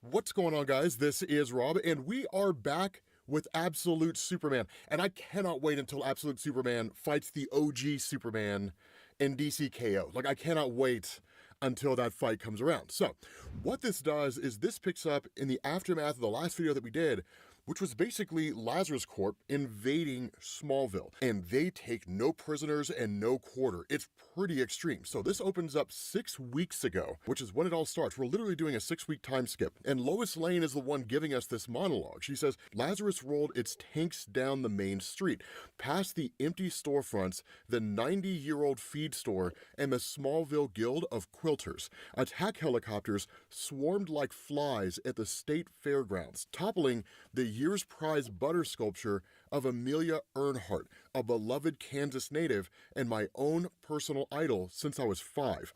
The Kansans stood their ground, armed to the teeth, like they did during the border wars of the 1850s when it was Missouri bushwhackers and Confederate guerrillas come to sack their towns. They were farmers and the sons of salt miners, the daughters of free staters and Dodge City gunfighters. Ad astra per aspera was their state motto. Across 9 million light years, rocketed alone from his exploded alien homeworld, his flesh sizzling with the power of a fallen star. Of course, he would find his way here, to these sun-drenched prairies and sunflower fields. Ad astra per aspera, to the stars through difficulties. So began the Battle of Kansas. It's one hell of a way to open this story. Dude, say what you want to about Jason Aaron, man. That guy can write comics. It's phenomenal. But the bigger takeaway from this, right? Like, what you're kind of looking at here is like small town guy versus great big huge mega corrupt corporation. That's kind of what you're seeing. But the beauty in all of this is going to come through Superman. And there's kind of a maybe silver lining that Jason Aaron's hitting at here. And so what you end up doing is you pick up with Superman himself, where he says, Saul, I need you to use your every last crystal to fortify Smallville. Now, of course, Saul responds and he says, I can do this, but it will mean defying my primary objective as installed by your parents. It will mean leaving you without my protection while you're still weakened and recovering from your ordeal at the hands of Brainiac and Ra's al Ghul. But the response to Superman, he actually cuts him off, and he just says, my parents are dead, Smallville is not. Not if I can help it. Override all existing L protocols. You are Smallville's cape now. I can take care of myself. And that's where Saul just says, as you wish, Kal-El. Now, it's a gamble it's a risk that he's taking here, right? I mean, keep in mind, Absolute Superman does have the ability to metabolize solar radiation, but if there's any one thing that we've learned about the huge differences between Absolute Superman and like the main Superman in the DC universe, Absolute Superman is younger and more reckless. He doesn't really know how to conserve his energy stores the same way that the OG Superman does, meaning he'll burn through his power if he's not careful. And that's exactly what starts to happen. That Lois kind of addresses everybody and says Peacemaker armor's weakest at its knees. Jimmy Olsen says aim for the tail rotors on the choppers. And that's where everybody else is just kind of like, okay, for Smallville. And that's where Lois picks back up again. She says, first thing Lazarus did was blow up the phone towers and jam the internet. By the time the Peacemakers parachuted onto the Jayhawks community baseball field, blockades had been established on every highway and hiking trail in and out of town. The prairie would soon be mined for miles in every direction. The Arkansas River patrolled by Reaper drones. Now, in case you guys think that Jason Aaron's crazy, Jason Aaron actually adds in. He says, and around here, that's Arkansas, not the Arkansas. They're pretty insistent on that. So he's kind of like, no, I didn't mistype. Right, like it is, I guess, the Arkansas River, but the Arkansas River. So yeah, we're not wrong here. But again, that's where she says, cornfields, cattle ranches, and the crop dusters at the municipal airport were carpet bombed into oblivion by Lazarus fighter jets. By midday, power had been cut to all of Smallville and its surrounding farms. This was more than just a battle. The world's most powerful corporation with a market cap of $4 trillion was laying siege to a rural community of barely 20,000 people. And so she says, this was war, and it had only just begun. Now, here's the silver lining through all of this. As chaotic as it might sound, and as impossible as it may be to believe that there's any silver lining here whatsoever, corporations, governments, do not hide their actions if they believe that what their actions are doing is justified and that most all of society would agree with it. If anything, they would shine a beacon on it to illustrate the fact that they're doing it. So the fact that Lazarus is coming through this town and they're basically destroying any and all methods of communication, both to and from the outside world, means they're trying to keep this hidden. And so what that means is the world would turn on them, or most people would turn on them, if they found out. And that is an important distinction that I want you to keep in the back of your head, because I'm gonna have a question for you here in a minute. And I wanna know what your thoughts are down in the comments when I ask it. New pull-up surprise pals. Get a surprise pal design plus Mickey or Minnie Mouse. I got this old thing and the bill from the store where I got it. Figured you could beat it with a better deal on one of these big boys. It doesn't work that way. Guess you're not as cool as Verizon. Bring in your AT&T or T-Mobile bill for a better deal today. You don't know that? And so what we end up doing here is we pick up in the here and now 6 weeks later. And you've got Lois and Jimmy Olsen at the Smallville Public Broadcasting Station, which ironically enough, right, despite the fact that they initially operated as what were basically resistance fighters in some way, right? Lois slowly turning against Lazarus Corp, Jimmy Olsen joining the Omega Men. At the end of the day, they kind of fall down into the path of what you and I would call reporters. And that's exactly what they're doing, right? They're literally broadcasting on a pirate signal out to the world that Lazarus Corps has built a concentration camp in the middle of the heartland where they're illegally detaining citizens without cause or due process. And no one seems to have noticed or bothered to care. And she says the Lazarus Corporation, as directed by the CEO, Ra's al Ghul, is applying the full force of its resources towards strangling this community. Smallville would have been wiped from the earth weeks ago if not for the efforts of one man. They call him Superman. The things he can do are impossible to believe unless you've seen them, and we have. Every word of this packet is true and verifiable. There are reports and photographs from the world's most volatile war zone right here in the Sunflower State. And so that's where Saul chimes in and is like, Lazarus has picked up on your signal and Lazarus is coming for you. So at that point, Jimmy's just like, we have to go. And Lois kind of finishes out this message, right? If anyone can hear us, we need you to spread the word before it's too late. This is Radio Smallville, broadcasting from occupied Kansas. Ad astra per aspera. Now, here's the question that I have for you guys. who's gonna pick up on it? Who's gonna answer this call? Who's gonna respond to everything that's going on here? I want to know your all's thoughts down in the comments, right? I want to know who you think is going to show up. So what ends up happening is that Lois, of course, ends up taking off alongside Jimmy Olsen. And the problem is that in the middle of all this, they're quite literally being chased by Peacemaker mechs. And so they just ask, right, Saul, can you get them off our backs? And he just says, not without diverting vital resources from elsewhere. I suggest you ride faster. But he does do something that's really dope. And what's kind of cool about this, it's almost like an allegory to like the parting of the Red Sea, right? Where he says, I have temporarily opened a passageway, but I know that I must do what is necessary to protect the tunnels. And so what ends up happening is Lois says, no matter what happens to us, do not let those bastards inside, Saul. And this is an important thing, right? Because we kind of find out what they're referencing here. So what ends up happening is Lois asks the question, right? She says, Jimmy asked me the other day, when did I know? And then you jump to the other day when Jimmy asks her, when did you know?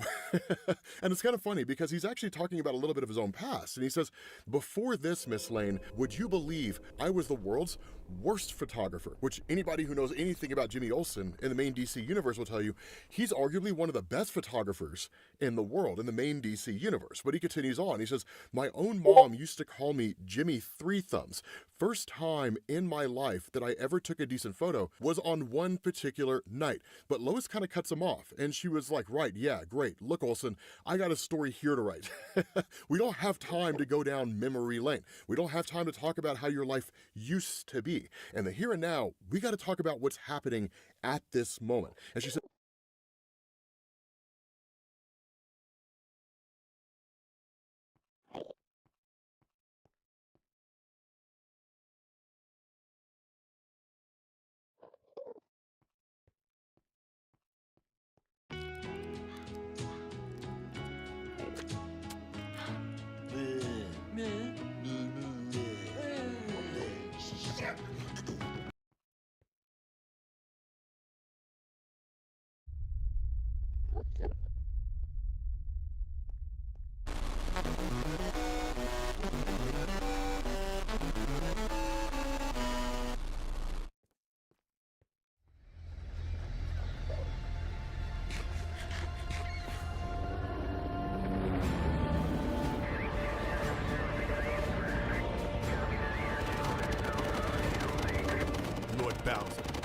Our spies believe the king is still within the palace walls, as well as the princess.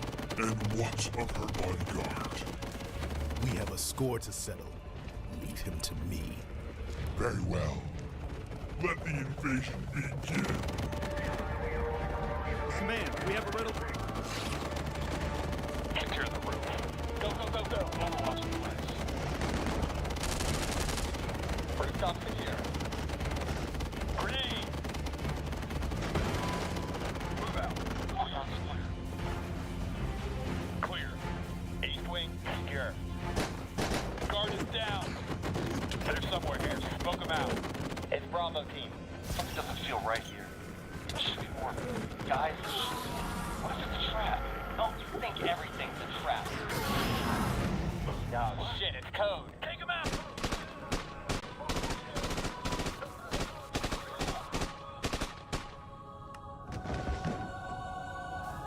Your Majesty, Princess, let's go. Stay close. Stop right there!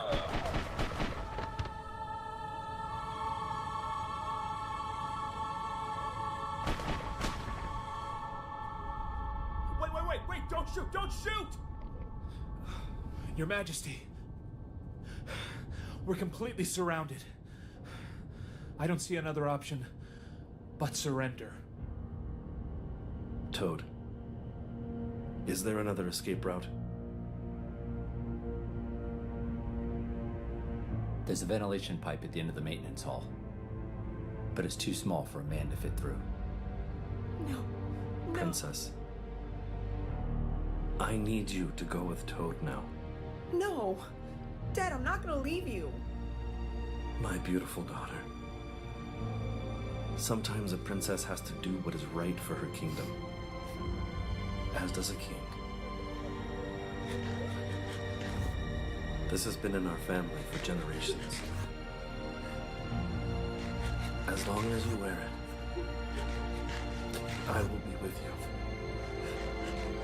keeping you safe. Then you keep it. You stay safe. I love you, my daughter. Never forget that. I love you. Toad.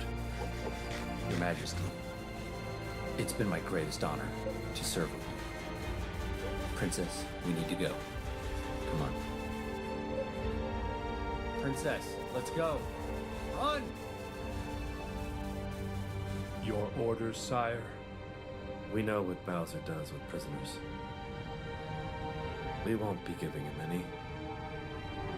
We fight to the end. For the kingdom. For the kingdom. Go to the side of the target. Bowser's going to be pissed. Bill's coming down. Wait here. Oh, crap, that's just what we need. Take him down!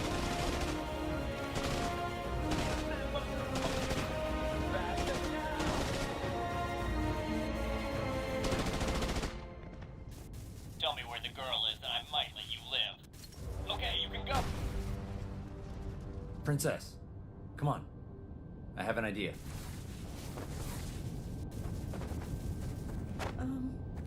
Toad?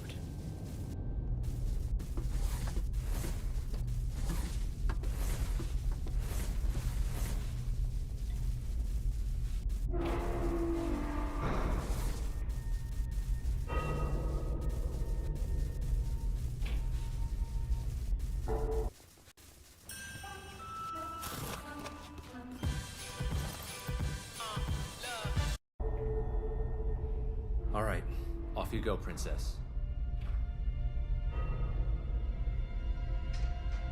Toad. What's gonna happen to you? Don't worry about me, Princess. Just get to the end of the pipe and keep going. Don't let anybody know who you are. If I get out of here alive, I'll find you. I promise. Now go.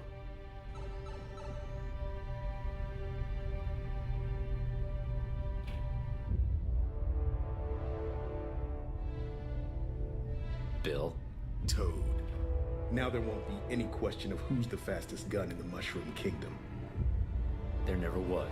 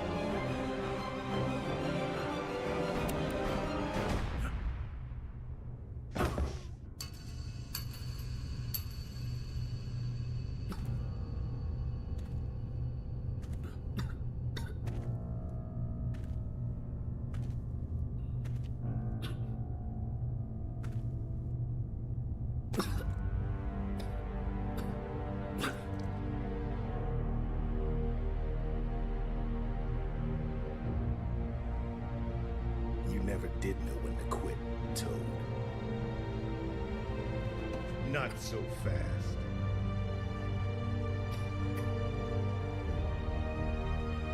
This is from the princess.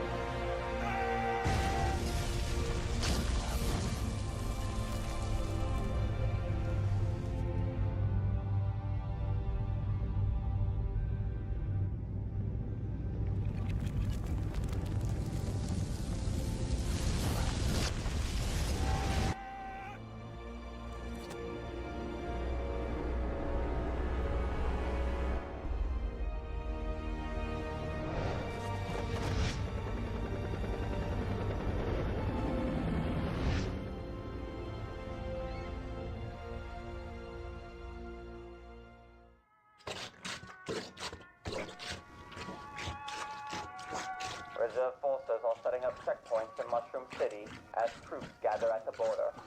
We will continue to bring you news as Bowser's aggression moves closer and closer to the Mushroom Kingdom.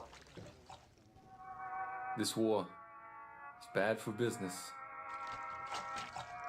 We should be out there, fighting. With what? Our plungers? Nah. We should join the army. I mean, haven't you ever wanted to be anything more than a plumber? Hey, I'm proud of being a plumber. I mean, somebody's got to fix these toilets. You don't get it, do you, Mario? If Bowser wins this war, there won't be any toilets left to fix.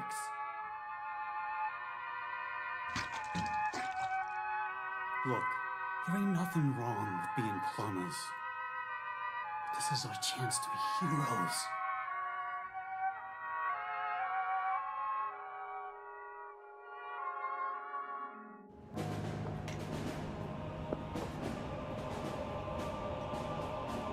Private Mario! Reporting for duty, sir. Private Luigi! Ready to kick some Koopa ass! At 0500, Bowser's airships dropped 2 atomic bombs on Yoshi's island. Emperor Yoshi has surrendered unconditionally. The Mushroom Kingdom is the last nation standing between Bowser and complete annihilation. Make no mistake, men. Most of you will die in this war. But we have a secret weapon more powerful than the whole Koopa Empire. Plunges. Our freedom! Oh, yeah. Command has seen fit to send you on a special mission. Kira!